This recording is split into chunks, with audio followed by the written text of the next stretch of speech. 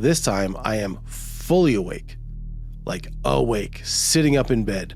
And this kid is, all 3 nights had been the exact same spot, right at the edge of the door, looking out directly at the front door of the apartment. And I go and I turn the light on. And as soon as I turn the light on, the kid turned towards me.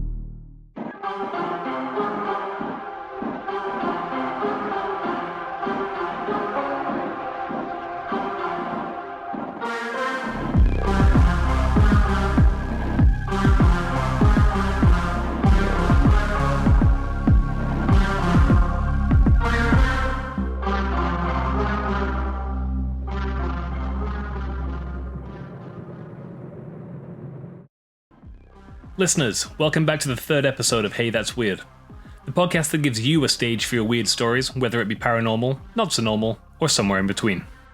A huge shout out and thank you to those who rated the show on Spotify and Apple Podcasts over the last couple of weeks. As someone who wants to do everything I can to avoid ever putting ads in the show, because they're really, really annoying, your ratings and reviews help so much, so thank you for that. On this episode, my storyteller is Chris Snellgrove from Montreal, Canada. I love Chris. I met him around 8 or 9 years ago. He had just moved to Vancouver to live with his partner Stephanie before the two of them went out on tour, and then ultimately moved over to Quebec together. During that time, Chris would come hang out at the bar that I used to work in. I'd met Chris's partner Stephanie while playing in bands here in Vancouver. One day the two of them asked me to come to White Rock to take some promo photos for their upcoming tour. They wanted photos with their dog, Nomad, and it turned out to be the most wholesome photo shoot I've ever done.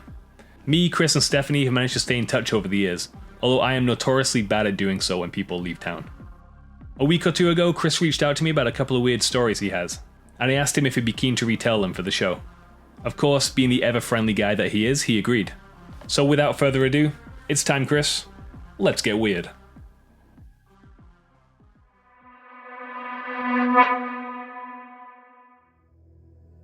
My name is Chris Snellgrove. I'm from Montreal.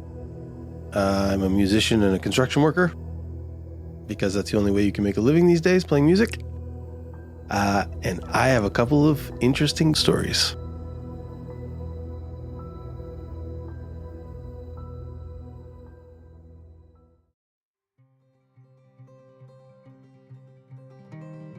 The first one was in the summer of 2001.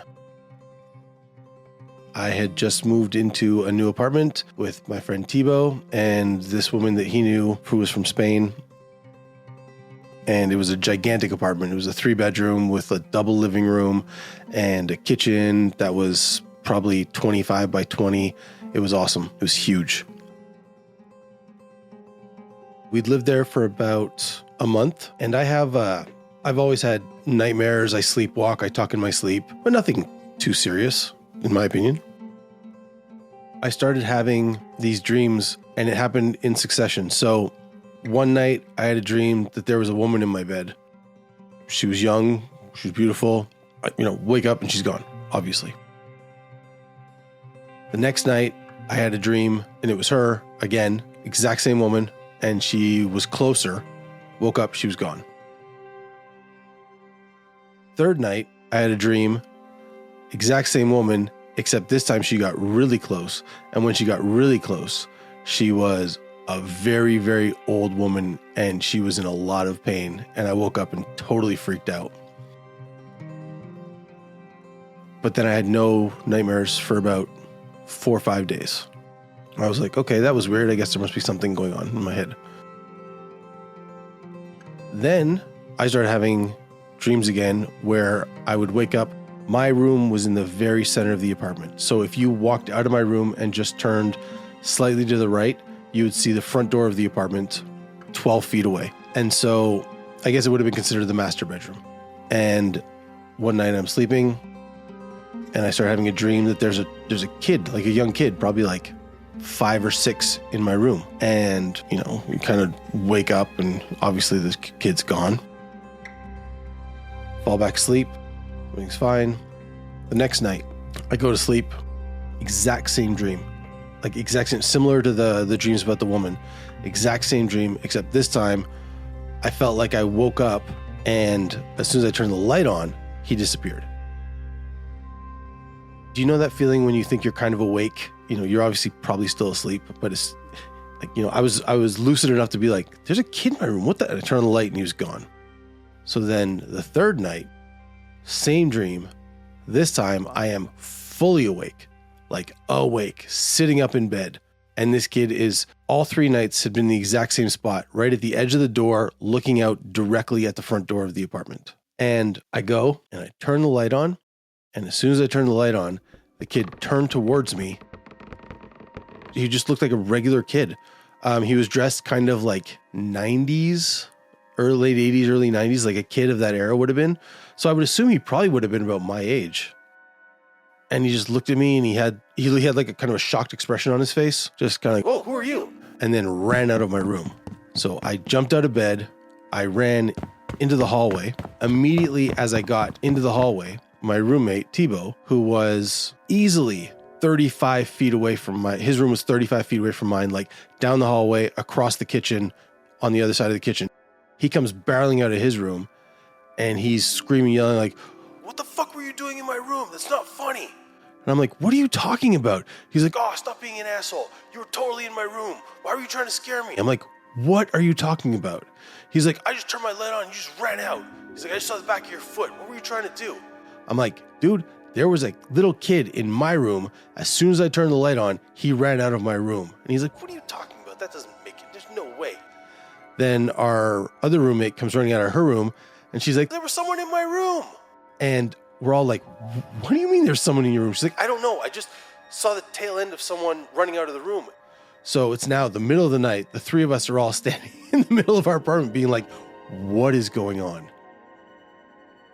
We were all kind of really freaked out. And none of us really went back to sleep very well, obviously. So the next night, the 3 of us are just sitting around being like, "Well, I don't want to go to sleep." So we decided to go on the roof. Our building was only 3 floors, so we were the top floor. So we go up on the roof and it's dark. And we're just kind of walking. In Montreal, for those that don't know, there's a lot of flat roofs.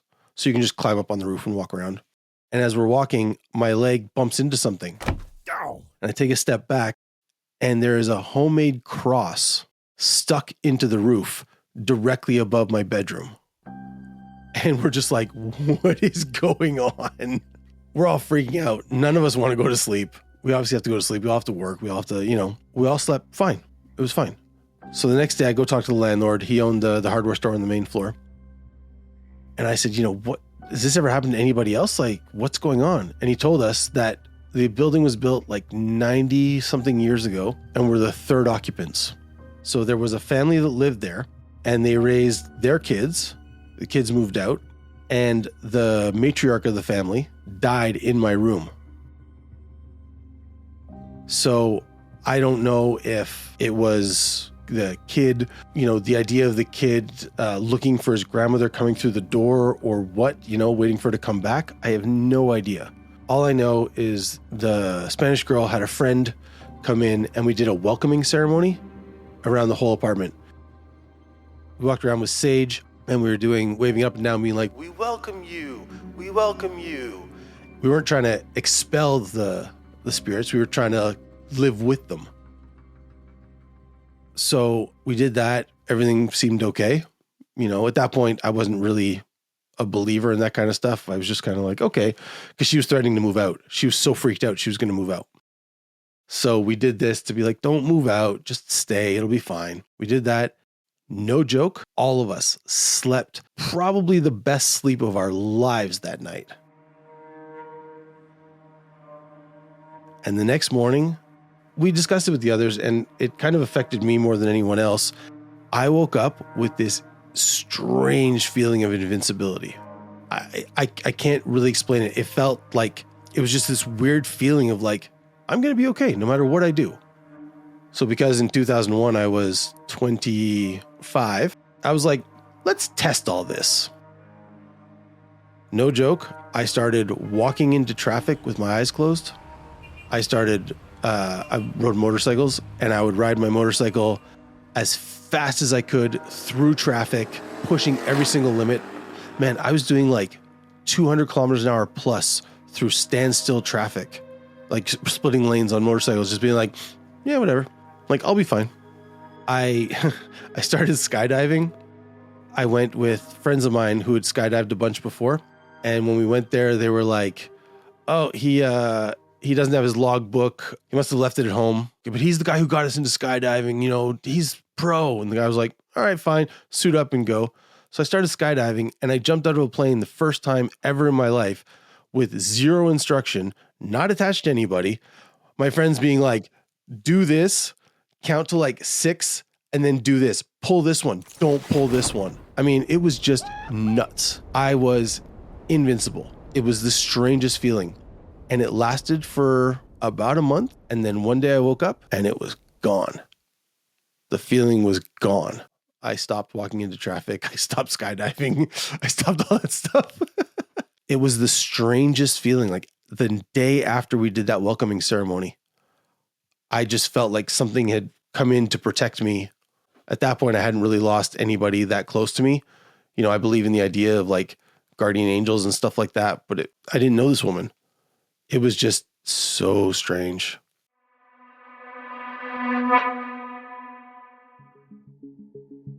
Just a quick heads up for you guys before Chris jumps into his second story. Although no details are talked about, the topic of suicide is discussed throughout. So the second story that I have, my partner Stephanie and I just bought a cottage in the woods. And when we came to view the house, the real estate agent has to inform us of any deaths on the property or any crimes committed or anything like that. And she informed us that the homeowner committed suicide, not in the house, but on the property in his car. And so the obvious thought is asphyxiation, but he had an electric car. So I don't really know what he did or how he died, but I didn't ask too many questions. So we were hesitant at first. Honestly, had he died in the house, I don't think we would have bought it. That's a little bit too much bad juju, for me at least. I remember many, many years ago with another partner, 15, 16 years ago, we went to look at a house and it was perfect. Like it was absolutely perfect. And the real estate agent was like, oh, in terms of full disclosure, there was a murder-suicide in the house. We're like, yeah, no, see you later. So anyways, because of the situation, how it went, we ended up getting the place furnished with all of his stuff in it. And not to speak ill of the dead, but a lot of it was really tacky. And a lot of it he had made himself. So my buddy Vince came up with me and we brought a bunch of our stuff in and we were getting rid of a bunch of his stuff. And so what ended up happening was he had built some tables. He had built some armoires for TVs and all this other stuff. They weren't great looking. I didn't think anything of it. I was just like, all right, let's get it out. So one of the things is he had made these really nice drawers in the, I want to say TV unit, but it was more like a bookcase TV unit. It was massive. So I decided to keep a couple of the drawers because I was going to turn them into shadow boxes. We get all the stuff out. I keep the boxes. Everything's fine. Whatever. We load up. We head back into the city. I drop Vince off. He goes to his parents' place for dinner. He calls me about half an hour later and he's like, hey man, is the guy who owned that house dead? Because I hadn't told him. I didn't, I was like, yeah, why? He's like, did he commit suicide? I'm like, yeah, why? She goes, because I walked into my mom's house and she turned around and she freaked out and was like, you have a bad aura around you right now. Where have you been? And he said, well, I was helping Chris load and unload some stuff from his new place. And she goes, you took something out of the house but left part of it in the house. And there was a man who lived there who, she said, I think he committed suicide. And he's not happy that you kept some of his stuff and not the rest of it. I was like, how does she know this? Like, you didn't even know this. And she said something to the effect of like, it was part of something bigger. She's like, was it shelves or drawers or something? And he's like, yeah, Chris kept like 3 drawers. She's like, you have to get them out of the house. You have to get them out of the house. He is not at peace and he is not happy. Vince had no idea. He knew about the drawers, obviously, but he didn't know that the guy committed suicide. He didn't know the guy died. He didn't know anything about it. And his mom she nailed every single thing. It was so strange. Oh, and she also told him that we have to sage the house to make sure that the guy who passed away is okay with us living here. Many months later, because we unfortunately never got around to saging the house, because similar to 2001, I don't really believe in all this stuff. I think it's a little bit of intuition, a little bit of, I don't know, certain people feel this stuff more than others, and I don't really feel this stuff. I've been fortunate enough to experience it, but it was one of those things. It's like, we'll get to it. We'll get to it. And Stephanie ended up having a weird experience one time when she was up here by herself with the animals. Chris's partner Stephanie happened to be home when Chris was telling me his story, so she stopped by to tell me something that had happened to her in the house a few weeks ago. Well, there was one week where I decided to stay at the house by myself for the first time, and I brought the cat and the dog, and actually most of the nights of that week, it felt weird at night. I kept waking up. I didn't sleep very well. I had a lot of weird nightmares as well. And then one night, Nomad was just freaking out, completely anxious, pacing the house, whining, panting. It was really weird, and he wouldn't calm down. He did it for like 2 hours, and then I was all freaked out too because I didn't understand. The house makes all these weird creaky noises and stuff, and I just kind of, brush it off. But this time with the dog freaking out, and then I swear I heard a man cough. And right when I heard it, Nomad lifted his head. It was like, and he heard it too. So after that, I was totally freaked out even more. I didn't really sleep that much that night. It took like 3 hours for Nomad to calm down and stop panting and freaking out, but yeah. Being the interested skeptic that I am these days, I asked Stephanie if the cough she heard may have come from a nearby neighbor. No, not close enough to hear a dude clearing his throat. Like, it's a different sound than the house roof creaking and stuff. It was, distinct. It was strange.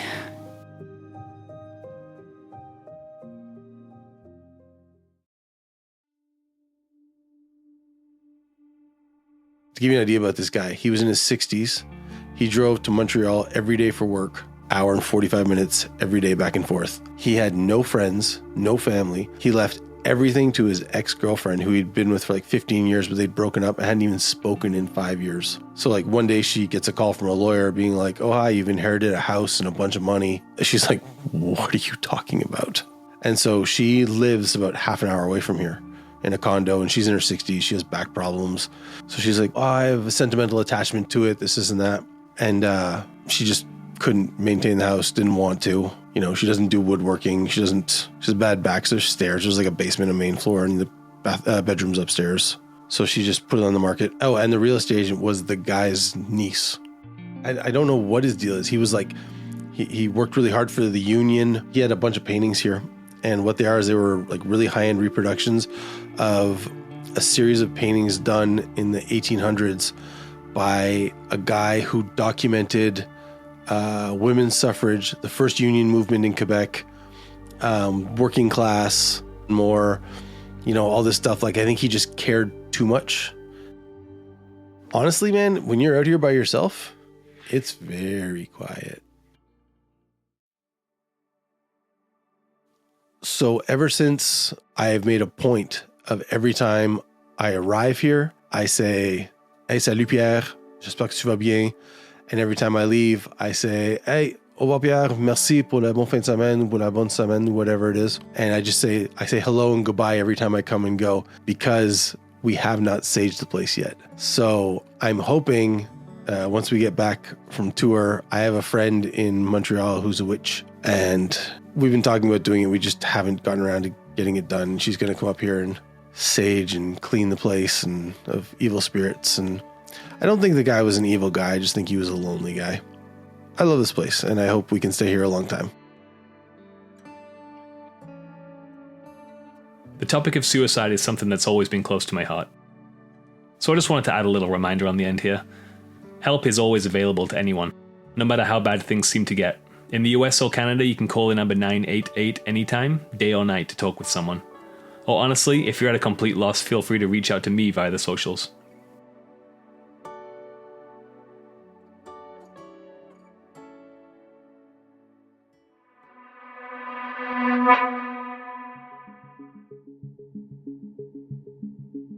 If you know me, you know I hate ads in podcasts. I think it takes you out of the story that's being told, and it kind of ruins the experience having to skip through some monotone dialogue trying to sell you something. My one exception is that I'll be giving guests a chance to promote something that's dear to them during our conversations.